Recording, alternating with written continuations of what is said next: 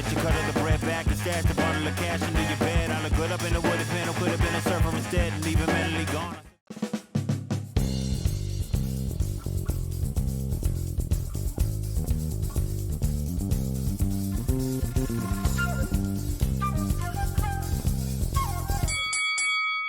Hello, and welcome at last to 3 Rounds of Gifts by a guy called Henry. It's been a long time, but we're finally back. I'm a guy called Henry, and this is the interview show where you get to find out a little more about the person behind the fighter. Today, I'm joined by a true enigma in the sport of boxing, a man who needs no introduction, but I'm going to do it anyway. His style in the ring is as slick as his tongue. His knowledge outside the ring is probably the best I've come across. His name can be heard being sung from the golden sands of Pagan Beach all the way to Lineker's nightclub in Marbella. It's a man who is known by a few names. Sometimes it's Showtime, sometimes it's Kenny Porter's best mate, sometimes it's Theodore. It's IBF Flyweight Champion of the world, Sonny Edwards. Sonny, how you doing? Yeah, good bit of research there already. Well, you know, that's how we do things around here. Yeah. I'm trying to think who you must have spoke to all this time ago, because you must have started asking questions about 2 years ago? It was a while ago, yeah. Before COVID came in. What's funny is I looked through my notes before and I don't know who said some of the things. Yeah, I can imagine. Yeah, we'll figure it out though. I'll probably be able to figure out. Yeah, you'll probably be able to work it out. Okay, cool. Sonny, let's begin. I always like to start with childhood. I heard someone say recently to me that we are all just children inside adults' bodies, and so I think it's a good place to begin. When I say to you Radcliffe Gardens, what comes to mind? Well, that was where I first grew up. Not only that, the council estate, there was like 3 identical council blocks. Don't get me wrong, as far as council blocks go, it was kind of nice-ish. But it was opposite my primary school, Barrow Hedges. Shout out everyone at Barrow Hedges. I was only there for about 3 or 4 years, I think, of my life. But because I went primary school there until the age of 11, I was around them sides all the time. My cousin, who's not my cousin but is my cousin, Ollie, I used to spend a lot of time at his house. He still lived there. But yeah, a lot of memories running around. Probably more so, definitely for my sister, because that was her stomping ground, Radcliffe Gardens. Right. You know what I mean? Yeah, she had a lot of time there, and my brother's only 3 years older than me, so probably a bit more for him. But yeah, both of us we were quite young when we moved off the estate. But yeah, Radcliffe Gardens, Barrow Hedges, yeah. Okay, cool. Which property was it where you were in a loft room? That was, after the Radcliffe Gardens, yeah. My mum and dad bought the house in Bedderton. Right. And even though it was a big house, it was in an undesirable location. Okay.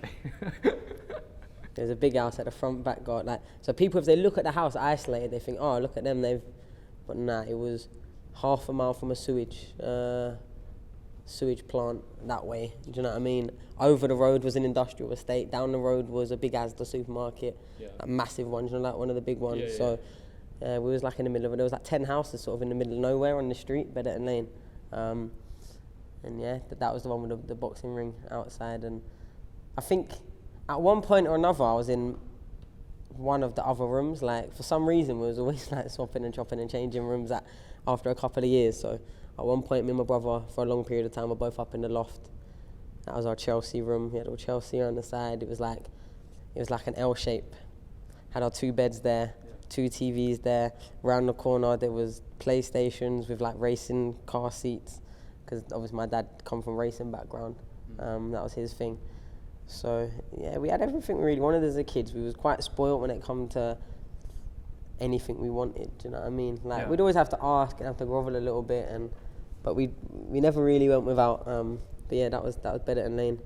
That's where people sort of remember that us being from. Do you know what I mean? Yeah. So let's explore that. Let's explore that period of childhood. I've got your first gift. First gift. Yeah. I'm excited. Gift coming up. Okay, Sonny. Wait, I've got ideas of what it could be, so I'm hoping, because I've been thinking hard. I hope it's not now. I've not been thinking now, but when you was originally going to do it, I was really trying to work out. I hope it doesn't shatter your expectations. No. Okay, so gift number 1, we have a VHS of South Park, the movie. Do you know how many times this got repeated? But mine was about 5-6 years old. This was one of my sister's ones. Yeah. This is one of my sister's ones, yeah. Yeah. Well, it's not the original, but. Yeah, but is this the one that's the? Yeah, it is. Yeah. The shut your fuck up, man. Don't go fuck. That one. Yeah. Yeah, this went off in my house. Me and Charlie used to, you know, like when you had to rewind it back. Yeah. You know, you had to like, squeeze it back. Yeah. We had like, I think we had one of the little machine things that you could pull it in, and it did it at one point. But I think that eventually broke a thingy with it. But yeah. No, that's a good bit. Yeah, I presume you don't have anything to play it with anymore, but it's a good little mantelpiece for to say that I was so we were so big on this film. Like, don't get me wrong, I like South Park, but it was never like something that really caught my... Right. But this film goes off. I've watched it not too long ago, actually. Yeah, really? Yeah, I watched this not too long ago. That's hilarious. With Saddam Hussein and the devil, innit? So that... That's funny. That's a good one, that. So that... That's Charlie, I think, or my sister. I told you that one. Well. So that leads us on to a conversation around the sort of things you're into at that age. Am I right in thinking you were also addicted to COD 4? And you would sort of pretend to sleep at night time, and then... All the time. Yeah, so people come, your parents would come and check on you, make sure you sleep, and you kind of... Them times it was my dad, but all through my childhood, I probably probably even into uni, I was operating off 3-4 hours of sleep a day, most days. I was a gamer, do you know what I mean? And because at school, I would be at school from like 8 in the morning till 3, then I'd be doing some sort of boxing training, something. I never ever really got home until 6 early, and that's if we just went running, do you know what I mean? So, but usually if we was going up, we always lived about an hour from where most of our gyms was in Croydon, going to like Repton or Newham or wherever we was at the time. Yeah. So we never used to get back till like 8, 9 o'clock. So obviously then my free time started then. So obviously I'd get bathed, go upstairs, and I'd be there. And then, I'd be playing it. And then it was funny, One thing about our house, and only anyone who had obviously been there or my brother would really like, you could hear everything that went on in the house, even from up there. So when my dad pulled up at the gate, you could hear the gate go straight away, so you knew, what haven't I done? You know what I mean? And it was literally like that, because we got tasked, or I did more than Charlie, always got tasked with something to do that day. You know what I mean? Always. But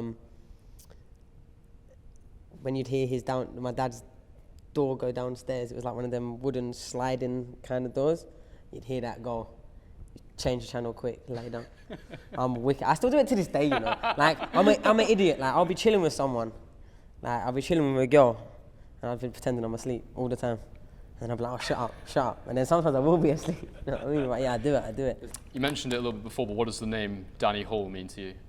Danny Hall, wow, that's a blast from the past. So for everyone always asked us about the ring that we had in our front garden. And that was... It was gifted to us by Danny Hall's family. So when we used to, this was early boxing. Yeah. I don't think I had a fight at this point. I think I was that young. We used to go down 6 weeks holidays down the seaside, like you mentioned before, Pagham, Bognor, like all them sort of sides. But Pagham was the area. And Chichester Boxing Club had a top 10 amateur heavyweight. I think he was ranked 8th or something, Danny Hall. And when we was down there, you know when someone just makes a big impression on you, like, it was only like a small club, St Gerard's in Chichester. Shout out Jerry Lavelle.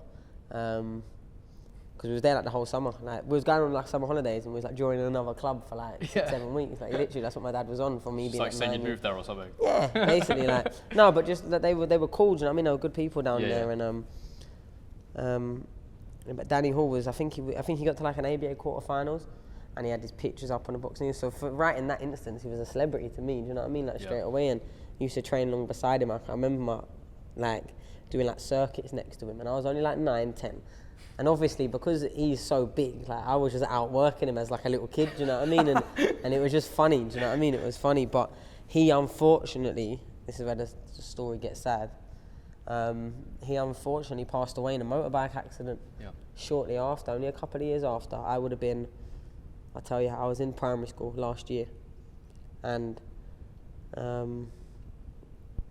or second to last year, so I might have been 10 or 11. But yeah, he passed away, man. And do you know what? That was the last funeral I've ever proper gone to, you know. Really? Because I can remember still to this day and age. This is like proper, this is going deep, this one. Like, I don't go funerals now. Right. Like, I don't go anyone's funeral, really. Do you have like a reason behind that? Or? This is the reason. Yeah, because of this funeral. Okay. I only realised it probably last year. I only realised why I don't go funerals in it. So I can remember from a young age, obviously I was sad, I was heartbroken that someone I'd met before, was not, as a 10-year-old, like, but I remember standing up, remember seeing his kids over, and I can literally remember it. Do you know where they bury her?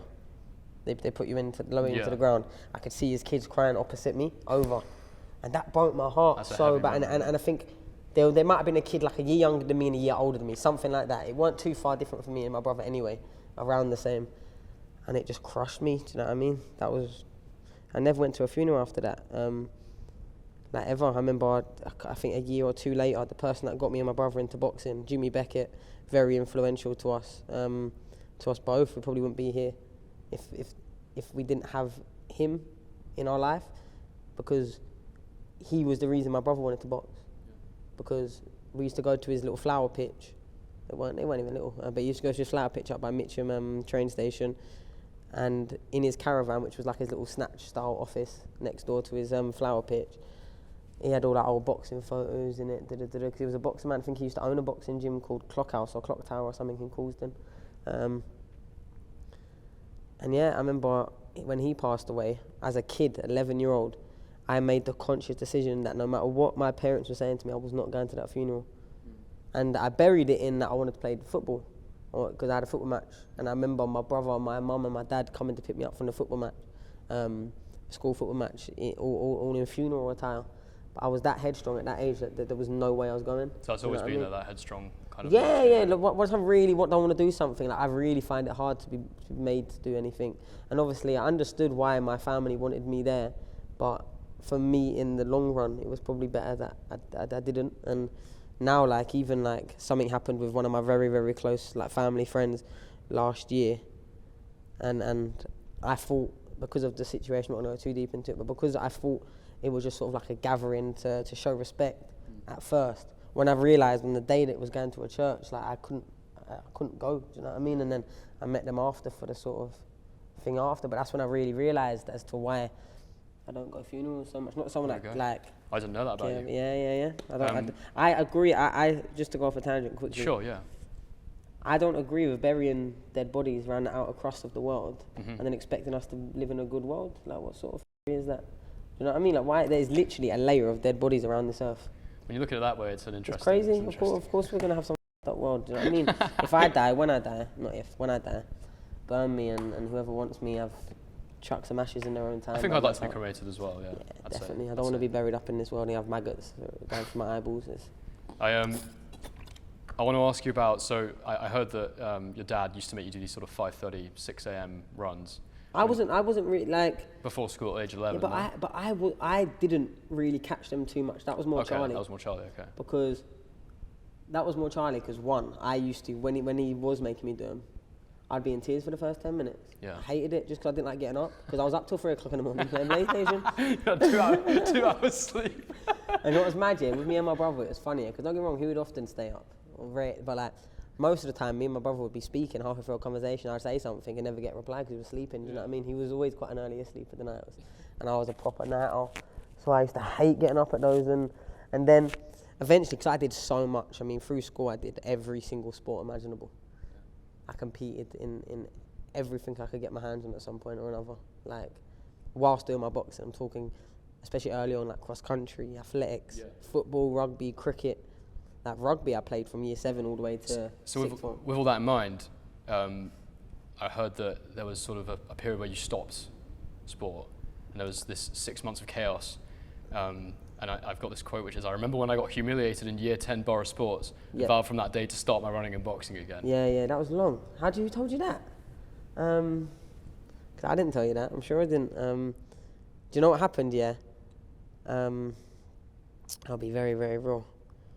What happened? Borough Sports, like stuff like that, yeah, because I never took athletics seriously, yeah. I would be doing 1500 metres and 800 metres the next day. And the day before, I'd either ran 6 miles or was sparring like 10, 12 rounds. So like, it's not like I was ever in not achy shape doing any of this performing, because no matter what I did, I had to do my boxing as well. Like, that was the deal. And it probably made me for being able to do everything and stay fit and like always never need to get subbed off. I didn't need to get subbed off, whatnot, because I was just fitter than everyone, do you know what I mean? And I remember when I'd quit, yeah, and I put on so much weight, and then they wanted me to do it. I thought, it's a day off school, so I went. And yeah, man, I got polished, man. That was embarrassing. It was embarrassing. Like, bear in mind, I was always usually one of the best ones. But to be fair though, my body was just before that. Do you know, like as soon as I started running, my back was giving way. I was just thinking. From what I understand, it was like a 6-month period of chaos. It was described as that led up to this. I wouldn't say kind of chaos this as much. poor sports day performance. I was just doing what I wanted to do. Okay. I started living with my mum. That was the change. That was the transition. And so the discipline from your father wasn't. Oh, so my dad was making sure we was eating the right things. My mum just thought, whatever I wanted at whatever given time. Yeah.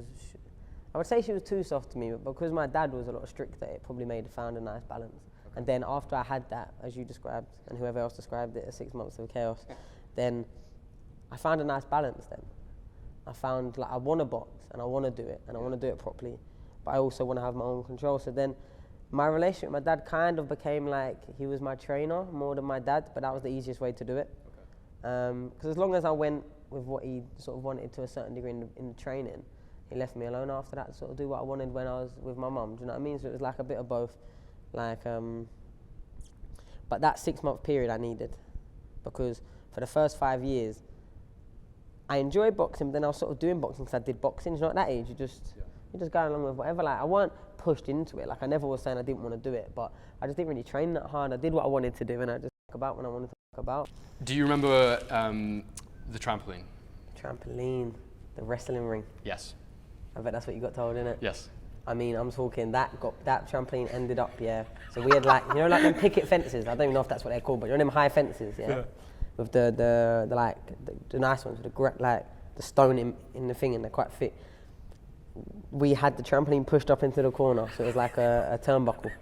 And we used to do like things off the fence, which was higher than the trampoline. I'm talking. My brother was a little bastard, A few of the neighbours ended up with bloody noses and flying off the trampoline because of him. He was horrible.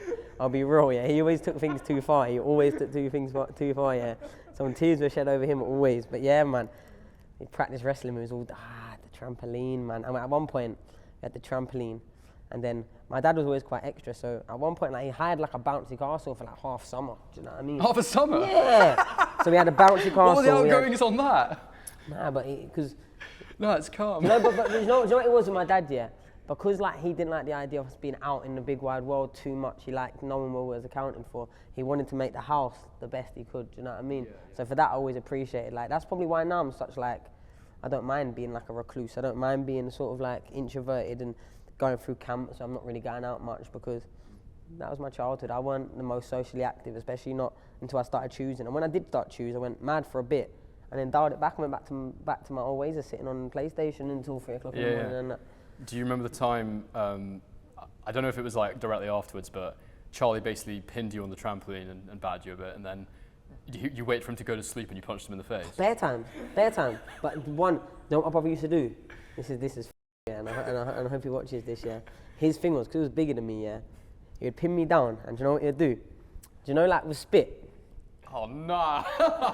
That's awful. And suck it back up. Kids are awful, man. Hold me down. I'd be getting so mad, Cause I couldn't move. I'd be getting so mad. But he'd do that thing where he'd go and suck it back until it goes and hits me on my head. And then I just go skip, and then he'd start sucking. That was the... And what else we do, Another one, Sneak up behind me and bite a bit of my hair out. Bite a bit of my hair out. Only one hair. I'm talking you'd be sat there, and you'd go, and just rip a hair out and then get off. And it used to kill. Oh my God, man. Little Charles always been a little man. One time we was running around with his best mate, Me and him had BB guns, and his best mate didn't, and we was running around shooting him down. He was little man. That's unreal. But despite all this, 13 GCSEs with no studying. So, you have a photograph? 1 A-star, 7 A's, 2 B's, 2 C's, whatever that is. That's unreal. Is that 13? I don't know. That's very good. And you have a photographic memory, am I right in thinking? Ish. My dad always said I did, but I forget everything me unless I want to remember it. Right. So you don't if I don't want to remember it, I don't remember it. So when you're recalling information, you don't see images in your head of it, or the writing and all that sort of thing, because I think that's what a photographic memory is supposed to be. Yeah, right? But I've got a very good memory. Yeah, you just got good memory. There's certain things that I could tell a story, and I could tell you everything. I could tell you colours, I could tell you who was there, I could tell you where they were stood. In that sense, I kind of do. Okay. I can really as long as it sat with me. I can remember something people said to me, my school friend on a football pitch, almost like 12 years old. How he said it, why he said it, like there's certain things, if it sticks with me, it sticks with me. Yeah. Yeah, it sticks with me. Interesting. I have a quote here, I think this is from you. This is when you were living in Croydon. I've heard you say you would sell anything we could get our hands on to make some pocket change, or you'd be hanging around other areas chasing after girls. At what point was that, and what was that? That was like? in the chaos. That was in the chaos. So that was the 6 month chaos. Okay. But don't get me wrong, everyone thinks like, oh, no, I get doing it. this. Yeah. I mean, what I'm talking about, and this wasn't clarified the first time, it's like I had a mate, and like his mate had like his dad, and then we'd have like fake G-Shocks, fake Gucci belts, just whatever we could get our hands on. Do you know what I mean? We would, and we would run around making little earners, fake Ray-Bans, like just anything. Lucasades at school, cookies. Do you know what I mean? Making a little change. I was never the best because I spent money, but like, do you know what it was? No, like I didn't. Money's never like proper been the thing that motivates me. I think because my parents always made sure that I understood the value of it, but like I think I didn't need to go out. You're thrifty. You're not money obsessed. There's a difference. Nah, do you know what I like? And the thing is with me, any money I've got, I always, you know what I mean? If I can help someone out, yeah. Like even to this day, if I can help someone out, like. If you got any Gucci's lying around, send them my way. Yeah, stuff like that, man. But no, like if I can, like I'll pay for my friend's boxing kit, or do. Do you know what I mean? Yeah. I like the idea of that when you're in a place where you can help someone out a little bit, even if it's just something so small. Do you know what I mean? And I like that. I've always been like that. I feel like I get a lot out of that. I think I've got a very weird relationship with money. I've got morals to it. That's interesting. Interesting in boxing, anyway. I've got a quote here. It's well documented you were a junior Wimbledon ball boy. It was senior Wimbledon, right? It wasn't just junior Wimbledon. But, senior Wimbledon. I did men's finals, women's finals, doubles right. finals, all of them. I was up there. I've got a quote here. Being a small guy, it didn't matter. He'd got up to the tallest girl and think he could pull her. And Sonny knew all the girls. He made an extra effort to be the opposite of what people think he is. Never judge a book by its cover. And I thought that was interesting. I mean, who's that? I can't say. Can you tell me after? Potentially. Tell me after. It's obviously well documented that you're a bit of a ladies' man. Documented where? I think it's well documented. If you follow, no way. If you go on your Instagram and you. I don't believe everything you read on the internet. Well, no. But if you look at the content, I think it's clear that you have an understanding of the female sex. You understand how to treat a woman. I think that's clear. Do you know what? Women are the finest thing in this life. Well, here we go. What did May ever say? If there's anything finer than a woman, you can't help yourself. These compliments just start slipping out. But what I'm saying is that clearly the interest in females was there from a young age. Imagine if I was 6 foot and good looking, I'd be a killer. This is what I mean. I'd be a killer. I feel the same way. Yeah, exactly. But you got a bit of height. You're all right. Well, just about. But do you know what? Nothing to shout about, but Do you know what it is? Here? My dad taught me from a young age: be nice to every single girl. Why? Because you never know what it's gonna look like in 10 years. Well, that's a fair point. Yeah. And it's well, maybe past that point. With that, maybe past that point now, but I know what you're saying. No, but my dad. You maybe don't want to go out and say stuff like that at this stage. Serial, what's the word? Misogynist. Sure. Let's put it that way. Yeah. Yes. But with that, it gave me the teaching that if you just be nice, you be friendly, that it might bounce back. Do you know what I mean? And now I feel like I'm nice to everyone that gives me a time, but I'm a flirt, man. I like woman company. I'll be real. Yeah. I've always liked female company, even to this day. I'll spend more time like just me and a female than with the boys, I guess. Yeah. But they're always there. They're always about. You know what I mean? But when I lock off, I like being. You know what I mean? I get it. Company, man. Yeah. I'm an affectionate person. It's part of the setup. I'm a serial affectionate person. I love cuddles and shit like that. I'm terrible for it. So, I want to sort of transition now into your boxing career. Talk a bit about that, some of the factors around that, and some of the fights you've had. I just want to quickly touch on the 2 years you spent at Sheffield Hallam University. I know this is the time that I know you dropped out for boxing, and I know this was around. It's obviously quite a significant time in your life. I obviously know about your mum and everything that happened there. And there was a few comments about that period, about the way you handled it. Yeah. One of the quotes was, he was very composed in that time and grieved in his own way. Sonny bottles things up. Apparently Charlie's only seen you cry once. And a recurring comment from most people I spoke to about you was he doesn't share his feelings. Do you want to just touch on that a little bit? I do shit myself. I don't know, man. You know what it is with me? A big part of it is it is what it is. A big part of it is you can cry and you can bitch and you can moan and you can ask why me, but it don't change nothing. And then the same part of me is I look at what I'm grateful for. Do you know what I mean? And yeah, my mum at that age, when I was 18, sort of the mum I had changed, but I had 18 years of a loving, devoted, caring mum. Not everyone can say that. My mum would literally do anything for me. I'm talking, she would hold up the towel for me to get out of the bath at 18. Yeah. You know what I mean? Mum, you know what I mean? Cook, clean, everything. I didn't have to do nothing. When I left her house, I did not know a single thing to do. I didn't know how to cook, didn't know how to clean, didn't know how to, I barely know how to clean now. I didn't know how to, I didn't know how to use the washing machine, anything. Yeah. And I was never made to do any of that. Like my mum did everything, do you know what I mean? And, but yeah, I've always kept it bottled up because I feel like there's other places to deal with it. I'm not a big crier. I think as a kid I was a crybaby, but as a kid you know that you cry, you get certain reactions, you know what I mean? So I think that was more than anything. Manipulation. Probably, probably. As sad as that is to say, but as a kid I think like, yeah. you're like you get shouted at, you get licked, and then now you over exaggerate, so they start feeling bad and stuff like that. I think I got onto that quite early. But yeah, just, you know, with me, especially that stage when my mum first went in, I just buried my head in boxing. Yeah. Boxing's always been that for me, and you know what I mean? Grant rang me and was going to pull me out of the ABAs when I was in London. My mum was in hospital, was pretty much saying bye to her.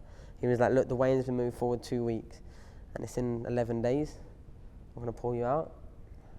And I went, what, 11 days, yeah? I'll be back tomorrow. Came up on the Sunday. Met him in the gym, I think. Oh no, I think I came up on a Sunday, met him in the gym on a Monday, jumped on the scales, I was 57.8 kilos.